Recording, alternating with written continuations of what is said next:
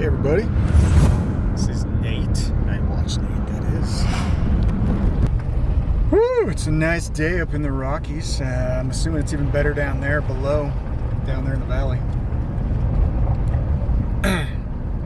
Woke up this morning and before I even had time to finish making breakfast, I already had a dental appointment scheduled, totally unexpected, but I had a good deal of toothache going on, and last night it wouldn't go away. I've been trying, lavender oil, clove oil. It was working for a little while, but it got to a point where just nothing would work, and the only thing that worked, I think, was ibuprofen and going to sleep. So I got some sleep, got up in the morning, contacted the I think it's Aspen Dental and Estes there. Pretty good place. Dr. Pike. I don't know if he's related to the Albert Pike, but he did the work on me, and he drilled me up pretty good. First, he shot me up pretty good, and it's always fun. He was pretty good at it though. Like some of these like cheaper places with all these little like college student interns. Whew, man, I don't think I'm going back to a place like that. Plus, their policy is just like, pull it. It's got a cavity, pull it. And this guy, miraculously, said he could save it. So I'm going to get a little root canal, a week or so. Yeah, I don't know if you can see it, but it's up there on the top. He stuck this like polymer stuff on it. It's like the worst flavor I think I've ever had in my mouth. It's just like my sticking my tongue on burnt plastic or something.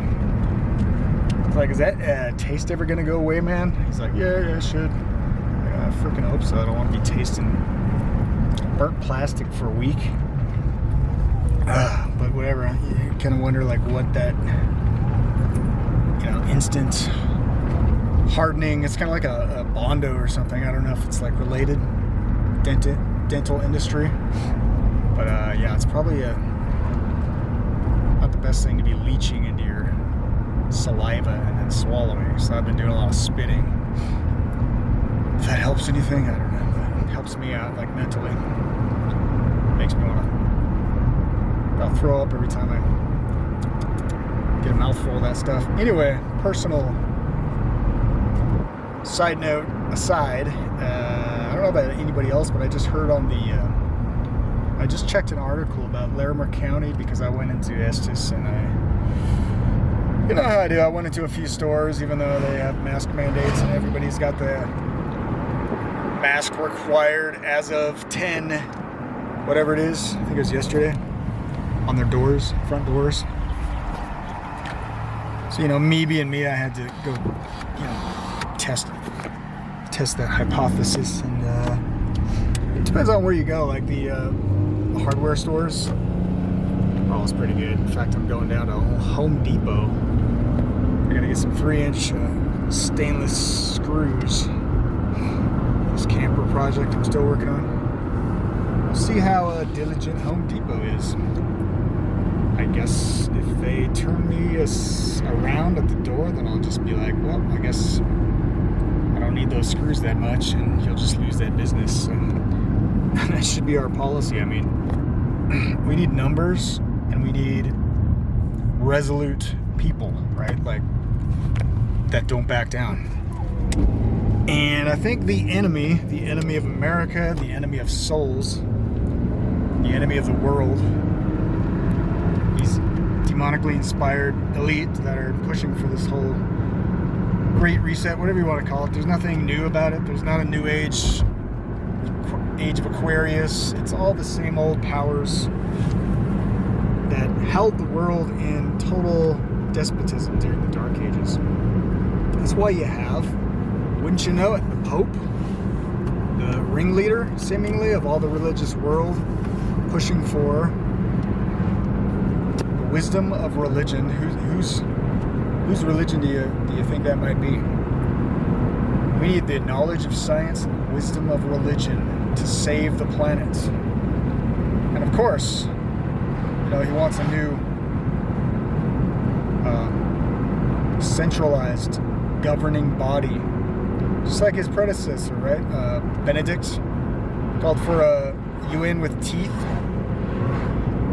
I mean, these are the same sickening, vile, repulsive, repugnant, every good, like, freedom-loving citizen of any country and any party should just be instantly repulsed, revolted by these freaking tyrants that just want ultimate power. And they'll fluff it up. You know, they'll fluff that little smothering pillow that they're trying to asphyxiate us all with right now. All the evil nation states, right? We've got to get rid of those. They'll fluff that little pillow up, you know, that's going to smother us someday. Make it look all nice and cozy, soft. You know, put on some new little pillow covers, flowers maybe, pretty little flowers. Maybe something the kids will like, right? Pope's trying to rebrand himself as being kid-friendly after his freaking corrupt, sickening cesspool, or as Revelations calls it, the cage of every unclean bird, demonic spirit. Yeah, Rome, papal Rome, who still claims to hold the seat, the throne of the God of the universe, within those tiny little walls of those great big little churches, on this tiny little blue dot called Earth. Now, if that isn't like the definition of blasphemy and arrogance,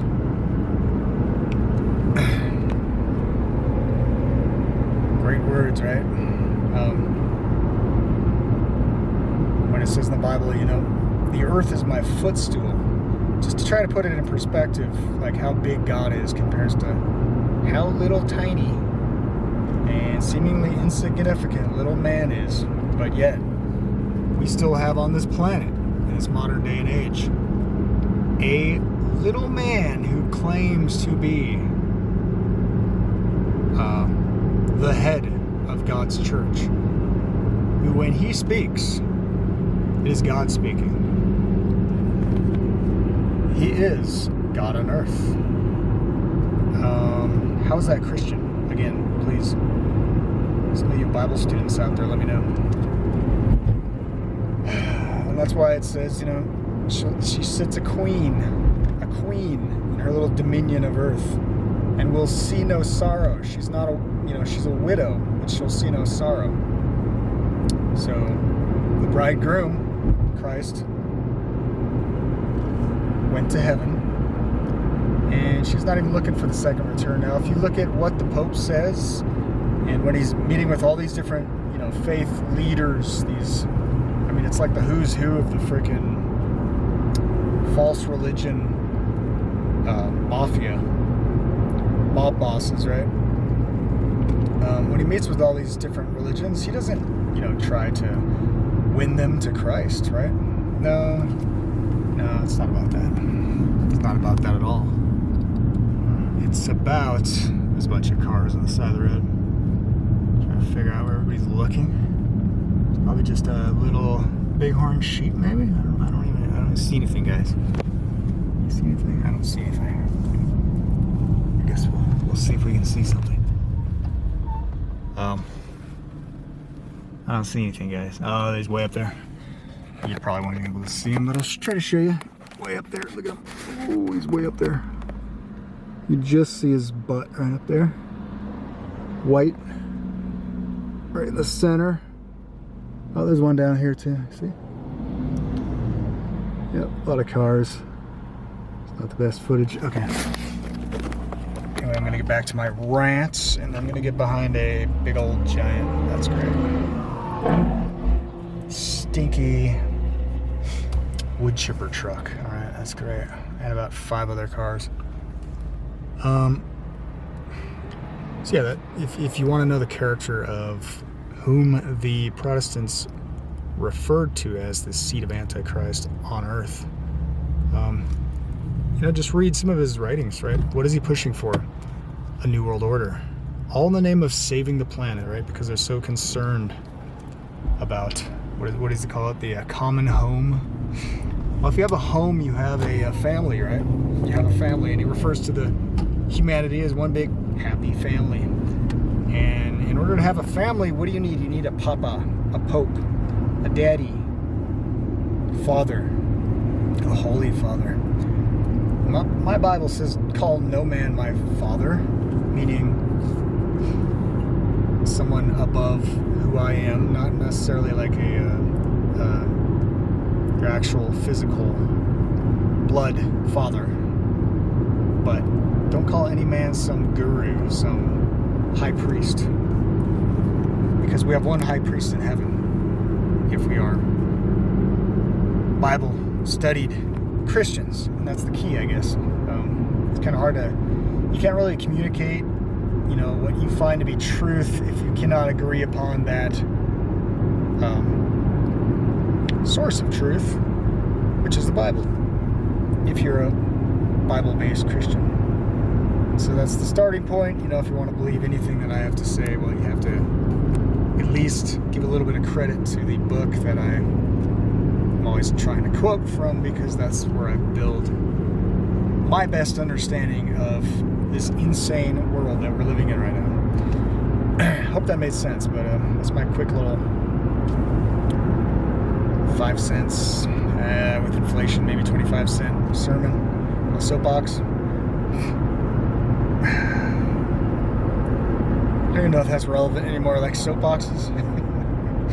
I used to stand on soapboxes out on the street so people could see and hear who's speaking, but I know we don't have like wooden crates anymore that we send soap and other toiletries around in. We have cardboard boxes, which don't really hold up to standing on. Anyway, trying to remain relevant in this day and age is really, it's not easy. Man, it's an uphill battle the older you get, too, I tell you. Totally irrelevant sometimes, and I don't even care, but I guess you have to on some level just to communicate with other Homo sapiens. Can I say that word still? I think so. You're gonna have to call them non-binary sapiens or trans sapiens, I don't know. Extraterrestrials, basically. So, yeah, if I get stopped for a mask, I'll just be like, you know what, bruh? I don't identify as a oxygen-breathing mammal. I don't know. I'm just trying to come up with something off the top of my head. Being silly, and I'm wasting time, obviously. So, no, but the big events coming up. I just found out. I just got to that finally. I was reading about the mask mandates in Larimer County, and wouldn't you know it? There's a little carrot on the end of the stick. Remember the Biden? All the media was saying that he's gonna do away with the carrot and just start beating people into submission. But now they have another carrot, and wouldn't you know it? It's just dog training. You just positive reinforcers, negative reinforcers, positive reinforcers, negative reinforcement, until eventually you get enough of the population that just does everything they're told. Like, sit, roll over, beg, just keep begging from government. Because if this keeps going on, that's all you're going to have, is you're going to be begging at bread lines. Because the object and the role, including the papacy and what he's been calling for, the Pope, they want to do away with the complete Western civilization, including capitalism, because that's evil. Okay? In fact, the Pope recently even said, any crime against the environment should be considered a sin. Well, look at how the Roman Catholic Church has dealt with sin and heretics in the past. You might just catch on to what we have in store for us in the future. Just read a couple pages from the Book of Revelation. Understand who Mystery Babylon is. Yeah, little horn power, the boastful, blasphemous power. The definition in the Bible of blasphemy, according to what the like the scribes and Pharisees accused Jesus of, was to claim that you, being a man, can forgive sin. What is the guiding principle? What is the overall claim of that religious institution that resides on those 7 hills called the Vatican. It alone holds the keys of Peter, the keys to heaven and hell. There's no salvation found outside the church. They still stand on that core doctrine. And the priests and the priesthood, what is their role? To forgive sins. Who are they to forgive sins, right? Well, of course, according to the Pope and the past papal bulls and encyclicals, yada yada, ex cathedra, when they're speaking ex cathedra, it's in an infallible manner, meaning they are literally the voice of God. So they've claimed in the past that God must obey their dictates, their mandates. Could you imagine any other, it'd be considered a cult if any other Christian came out and said, you know what, everything I say, God must conform, God must obey whatever I command. That's, it's borderline, it's like the Secret type mentality, like, the universe just conforms to your will because your will is just so powerful. You just will it, and a Lambo shows up in your driveway, and it's like, man, when I was a little kid, I tried that a few times. It never really worked. And then I grew out of it, and I realized, you know what? The world doesn't revolve around my ego. But some people, that's still really hard to understand, I guess. It's a hard concept to grasp, including, evidently, the Vatican, the papacy. Don't underestimate when the Pope talks and when he says in the name of God, which he's been saying repeatedly, in the name of God, we need more global governance to save the planet, to, have harsh penalties for anybody who's, damaging the environment. And according to him, capitalism is, quote, the dung of the devil. So, why is it that the Rothschilds and Pope Francis got together to redefine capitalism, to make it more, what do they call it, inclusive capitalism? Yeah, because they're just rebranding, renaming something that they hate to destroy it and turn it into something that it never stood for. It's basically what it is. It's like you can't beat them, join them, and then destroy them from within. That's the Jesuit motto, basically. That's why the Jesuits took over education, higher education, and that's why so many of our leaders, including Fauci, previous president, were educated by Jesuits. In any case, off that little tangent, I've got to get on that now and then, just to keep all those Protestants out there reminded, keep it fresh in your mind, where you came from, know your history, know the history of this country, know why we have these freedoms. It's because we pushed back and we rebelled against these tyrants that are, once again, don't you know, they're rearing up their ugly little heads, and they're trying to grab hold of the same reins of political power, to have the same influence over lawmakers, politicians, that they had during the Dark Ages. So if we don't remember our history, we're doomed to repeat it, and I'm just trying to sear it into everybody's mind out there to remember who your enemy is, who your greatest enemy is. Some of you might think, the Pope is just some irrelevant old guy in a white dress. Well, you know what? He just met with Nancy Pelosi, Speaker of the House. He's meeting with Biden, the president of the most powerful nation on earth. I think it's the day before All Hallows Eve, Halloween. To get them all on the same page right before this COP26 meeting with all the world leaders pushing for more global governance, all in the name of saving the climate crisis, right? You always have to have a really good crisis to justify taking away everybody's freedom and seizing more power and control over all of our lives. Anyway, I gotta get a drink. My throat's getting dry. I still taste this plastic in my mouth. It is so horrible. I've been dousing my tongue with lavender oil and fennel oil. I'm trying to get this taste out of my mouth. Anyway, thanks for listening, everybody. God bless. Have a good weekend. And yeah, almost forgot. Dale Bigtree. I don't know if you've heard of him. The Highwire. He's pretty good though. Really professional show. He's exposed a lot on the whole vaccine push, and he's really hard to find unless you're looking for him. You have to get on an alternative platform like BitChute and look up him by name or his show, The Highwire. He's had a lot of great guests on. He's a really good guy. He puts out a lot of amazing content, and it's amazing that he can put out so much good content. Such a high budget show when, like I said, he's completely blacklisted from the entire internet. So him and Michelle Malcolm, that little spunky, fiery Asian lady, it's all on fire for America and all that, they're going to be in Fort Collins November 1st, and so I'm definitely going to be there. I invite everybody else out there who's listening to this. You should come show up. I can't remember it's on my fake book. I put a little post on there where it's actually where the location is. I think it's at 10 to 12, right downtown Fort Collins, and they said to bring a lot of noisy drums and things just to be obnoxious, I guess.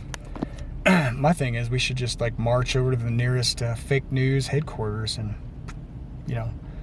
surround them and make sure that we're known and we're heard, but we'll see what happens. I don't know.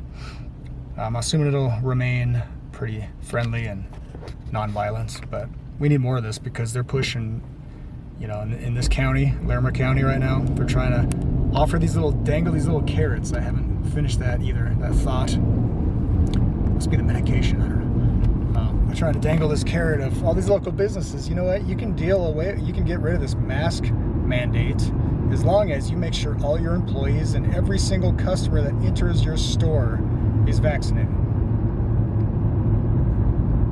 What's the agenda, folks? What's the agenda? The hospitals are full? Yeah. Show me the proof. I think it's BS. I think it's all BS. Yeah, I was saying the whole agenda from the beginning has been to eject the entire population, including little kids that should never be ejected, and get us all on this BS, complete Big Brother. You have to have your digital passport just to get around in the real world. To do anything that you want to do in the real world, you have to be tied into this little digital ID system, and including the green pass or the vaccine passport, your medical status, and yes, be a subservient little slave who just kisses the boot of your loving tyrannical authoritarian government and will just comply with whatever they deem necessary. Could be anything, right? They could inject you with anything in the future, and we're just going to sign up for that because we're so trusting of the criminal cabal running our government that we're just going to willingly, yes, please stick us with needles. We won't even ask what's in those syringes. Just keep injecting us and our little kids, every 3 months, as often as you please. And yes, we'll be obedient. Yes, government, you are God. You are our Savior. We do not live without you first. I'm just making this up on the spot. Government is basically, the breath of life. If government ever shuts down, we're all dead. We're all done for. We're all going to choke to death because government is our sustainer, right? Government is our almighty alpha omega. It rights all wrongs, right? Past, present, future. That's the problem. When you walk away from God, you willingly walk into the arms of tyrants.